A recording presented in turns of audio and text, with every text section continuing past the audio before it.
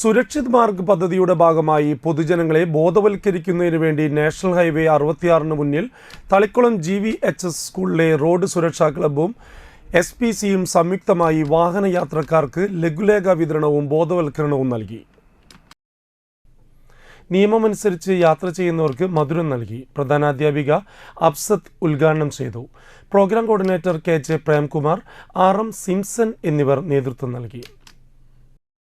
Road സുരക്ഷാ വാരാചരണ പ്രചരണവുമായി ബന്ധപ്പെട്ടിട്ട് നമ്മുടെ സുരക്ഷാ ക്ലബ്ബും നമ്മുടെ SPCയും സംയുക്തമായി നമ്മുടെ റോഡ് സുരക്ഷയുടെ ഒരു അവയർനെസ് ആണത്.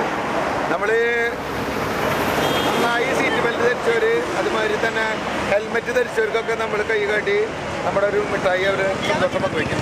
കൂടാതെ നമ്മളുടെ ഇത്തരം നമ്മുടെ നിയമങ്ങൾ അനുസരിക്കാത്ത ആളുകളെ കണ്ടു കഴിഞ്ഞാൽ നമ്മൾ അവരെ ഉപദേശിച്ച് നമ്മൾ നോട്ടീസ് അടിച്ചിട്ടുണ്ട്, ഒരു ബോധവൽക്കരണം ആ നോട്ടീസുമായിട്ട് കൊടുക്കും.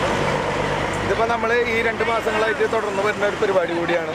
അപ്പോൾ നമ്മുടെ SPCയിലെ ജൂനിയർ കേഡറ്റുകളാണ് ഇന്നിപ്പോൾ നമ്മുടെ ഈ പദ്ധതിയിൽ വരുന്നത്.